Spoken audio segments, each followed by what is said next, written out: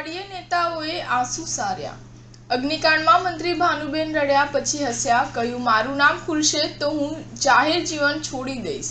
અન્ય 3 નેતાએ પણ જાહેર જીવન છોડવાની વાત કરી। રાજકોટ ગેમ ઝોન અગ્નિકાંડમાં 27 લોકો જીવતા ભૂંજાયા હતા।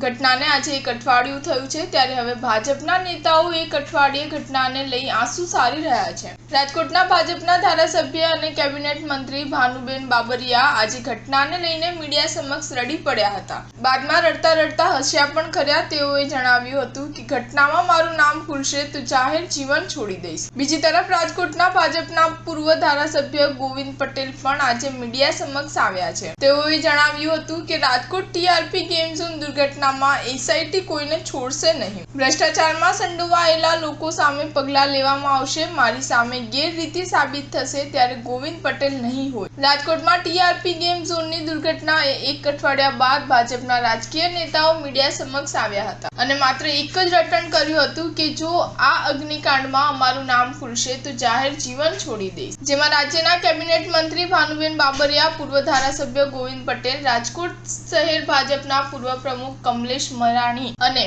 મહાનગરપાલિકાના સ્ટેન્ડિંગ કમિટીના પૂર્વ ચેરમેન પુષ્કર પટેલ સહિતનાએ એમ રટણ કર્યું કે જે કોઈ પણ જવાબદાર હશે તેમની સામે કડક પગલાં ભરવામાં આવશે અને આમાં અમારી જવાબદારી ખુલશે તો રાજકારણ અને જાહેર જીવન મૂકી દઈશું।